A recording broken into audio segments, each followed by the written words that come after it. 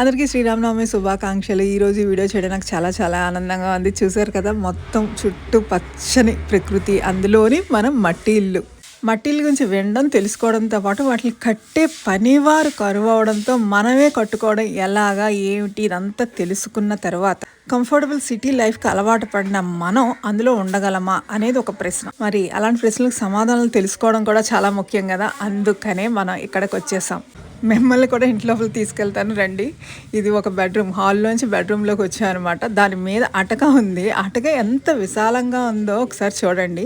దాంట్లో మొత్తం మన సామాన్ అంతా స్టోర్ చేసేసుకోవచ్చు. మళ్ళీ ఆ రూఫ్ కూడా చూసారు కదా, మొత్తం కర్రతోనే ఉంది. మరి చెదలు పట్టవా, ఇలాంటి ఎన్నో అనుమానాలకి ఇదే నిదర్శనం. మీకు మట్టింట్లో ఉండేటువంటి ఎక్స్పీరియన్స్ ఉంటే ఓకే, లేకపోతే మీ ఇంట్లో ఉండే పెద్దవాళ్ళని అడగండి. మట్టింట్లో చల్లగా ఉంటుంది, పెంకిటింట్లో చల్లగా ఉంటుంది ఇలా చెప్తారు. కానీ మనం ఇప్పుడున్న వేసవి ఎండ తాపానికి తట్టుకోలేక ప్రత్యామ్నాయ మార్గాలు అన్వేషిస్తున్నాం కదా. సో ఇదొక మంచి మార్గం అనుకోవచ్చు. మేమైతే ఇక్కడ హ్యాపీగా ఈ ప్రకృతిని, అదేవిధంగా ఈ మట్టింట్లో ఉన్న చల్లదనాన్ని, చుట్టూ ఉన్న పరిసరాలని బాగా ఎంజాయ్ చేస్తున్నాం. ఒక చిన్న ఇల్లు కట్టడం వేరు, అలా కాకుండా 10,000 SFTలో ఇల్లు అంటే మాటలా చెప్పండి. అలా 10,000 అనగానే ఎంత వైబిలిటీ ఉందా దీనికి అని ఒకసారి దీన్ని ఎక్స్పీరియన్స్ చేయడానికి అయితే ఇక్కడ వచ్చాము. కానీ దీని చుట్టూ ఉన్న ప్రకృతి, వాళ్ళు దాన్ని ఎంత బాగా మలుచుకున్నారు అనేది చూస్తే మాత్రం అసలు ఆసమ్. అంటే బ్యాక్ టు రూట్స్ అంటారు కదా, అలా పూర్వం ఏదైతే మనం ప్రకృతితోనే హ్యాపీగా ఉన్నామో అదే లైఫ్ని కొంచెం మోడిఫికేషన్, ఇప్పుడు మోడర్న్ టెక్నిక్స్ ఉపయోగించి కొంచెం మోడిఫికేషన్స్ ద్వారా ఆ ప్రకృతితో సహజీవనం చేయడాన్ని వీళ్ళు బాగా ఏర్పాటు చేసుకున్నారు. ఇక్కడ చూసారు మంచి అంటారు కదా, అది 2 చెట్ల మధ్యలో తయారు చేసుకున్నారనమాట. ఇంకెక్కడ దీని గురించి వర్ణించాలంటే అసలు నాకు మాటలే చాలు. అక్కడ ఉన్నంతసేపు ప్రతిదీ ఒక అద్భుతం లాగా, ప్రతిదీ ఒక ఏదో డివినిటీ లాగా. పూర్వం రోజులు ఇంతే సంతోషంగా ఉన్నటువంటి మన లైఫ్ని గజిబిడి చేసుకుని ఎందుకు ఇంత బిజీ లైఫ్లోకి వచ్చామో అని ఆలోచిస్తుంటే ఓకే, అది కూడా అవసరమే. కానీ వీలైనంత వరకు మనం ప్రకృతితో సహజీవనం చేయడం చాలా ముఖ్యం అనిపించింది. ఇక్కడ ఉంటే స్ట్రెస్ ఉండదు, టెన్షన్ ఉండదు. ఏంటి స్ట్రెస్ టెన్షన్ లేకుండా లైఫ్ ఉంటుందా అంటే ఉంటుంది అని కాదు, ఉన్నదాన్ని ఎలా మేనేజ్ చేయడం అన్నది మనకు తెలుస్తుంది. మనం పరిస్థితులు అనేవి మనకి మామూలుగా వస్తూనే ఉంటాయి. దాన్ని మనం ఎలా రియాక్ట్ అవుతున్నామా, రెస్పాండ్ అవుతున్నామా, దాన్ని బాగా సాల్వ్ చేసుకోగలుగుతున్నామా అన్నదే చాలా ఇంపార్టెంట్. అందరికీ కష్టాలు నష్టాలు అన్నీ వస్తాయి, కానీ వాటిని మనం ఎలా రిసీవ్ చేసుకుంటున్నాం అన్నది మాత్రమే ఇంపార్టెంట్ కదా. అందుకనే ఇక్కడ చుట్టూ మనకి పచ్చని మొక్కలు, పరిసరాలన్నీ మంచిగా ఉంటే మన మూడ్ కూడా చాలా బాగుంటుంది. As a healing and manifestation కోచ్గా నేనైతే ఫస్ట్ నా లైఫ్లో ఉన్నటువంటి ఏవైతే హీలింగ్ చేసుకోవాలనుకుంటున్నానో అదేవిధంగా నా మీద నేను ఎక్స్పెరిమెంట్ చేసుకోవడానికి ఇక్కడ చాలా బాగా ఉపయోగపడింది.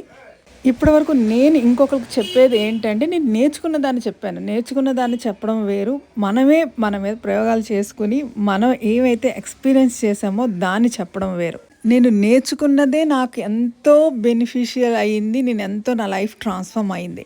దాన్నే ఎక్కువ మందికి చేరాలన్న ఉద్దేశంతో నేను ఈ కోచింగ్ అనేది స్టార్ట్ చేశాను.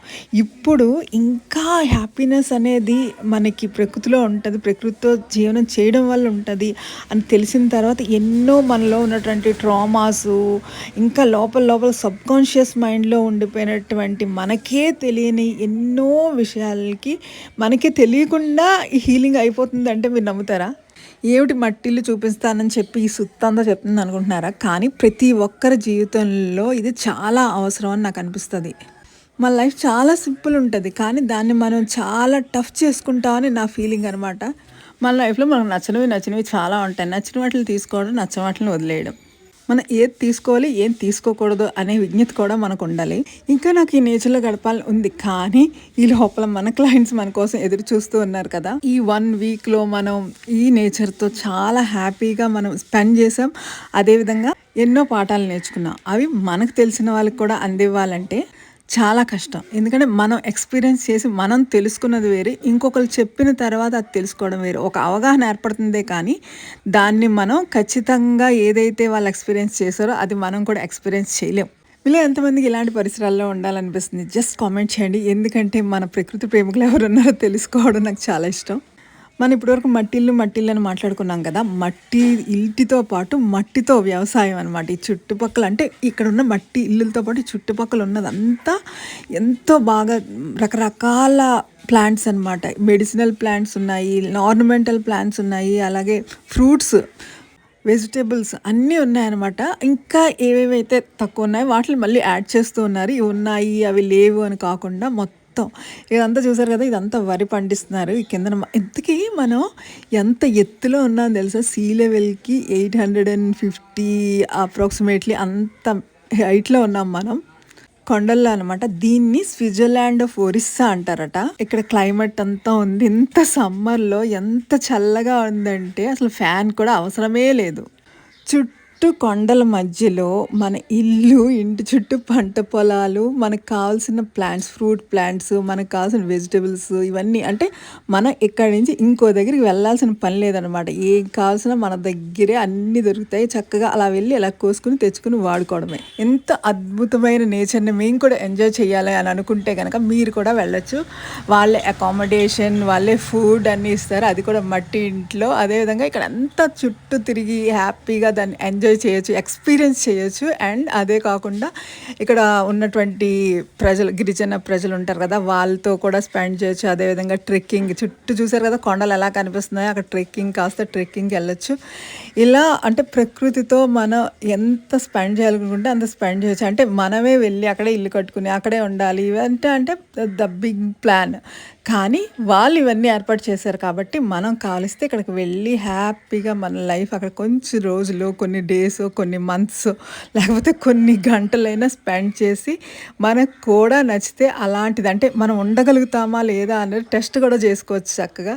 తర్వాత మనకి కంఫర్ట్ లైఫ్, మళ్ళీ బిజీ లైఫ్లోకి ఎంటర్ అయిపోతామా లేదు, ఇలాంటి మన లైఫ్ని మనం కూడా అరేంజ్ చేసుకోగలమా, ఇవన్నీ ఆలోచించుకోవచ్చు. ఇక్కడ చూస్తున్నారు కదా, ఈ వాటర్ అంతా ఏంటంటే ఆ కొండల్లోంచి అలా పారేసి సెలయేరు అనమాట. చూసారు కదా ఇక్కడ మొక్కలు ఇవి అవి అని కాదు, మామిడి, సపోటా, ఇంకా అవెకడో, ఇవి అవే అని కాదు అసలు. ఇంక ఇవన్నీ చెప్పాలంటే నాకే గుర్తులేదు. నేరేడు, మారేడు, ఇలా ఎన్నో ప్లాంట్స్ వేసుకున్నారు. దానికి మొత్తం డ్రిప్ పెట్టారనమాట. అండ్ ఇక్కడ ఈ ఇల్లు ఇక్కడ ఉన్నాయి కదా, ఇంటి దగ్గరలో ఉన్నాయి కదా, అవన్నీ ఆర్నమెంటల్ ప్లాంట్స్, చిన్న చిన్న ఫ్లవర్ ప్లాంట్స్ ఎంత బాగున్నాయంటే చాలా బాగున్నాయి. ఇక్కడ కొండ చివరిలు అంటారు కదా, అవి కూడా మొక్కలు వేసారు. అసలు మనం ఏమైనా ఇంతకుముందు చూడలేదు అంటే అవన్నీ చూసామన్నమాట ఇప్పుడు ఇక్కడికి వెళ్ళిన తర్వాత. చాలామంది నేచర్ లవర్స్ ఈ వీడియోని ఎంజాయ్ చేస్తారని తెలుసు. అలాగే కొంతమందికి బోర్ కూడా కొట్టచ్చు. కానీ నేనైతే మాత్రం అది నా కళ్ళల్లో ఉన్న దాన్ని పోకూడదని చక్కగా టీవీలో వేసుకుని చూస్తే ఎంత బాగుందంటే చాలా బాగుంది. ఈ మొబైల్లో చూసిన దానికంటే టీవీలో అయితే అసలు సూపర్గా ఉంది. అదేదో మనం అందులోనే ఉన్నంత హ్యాపీనెస్ ఉంది.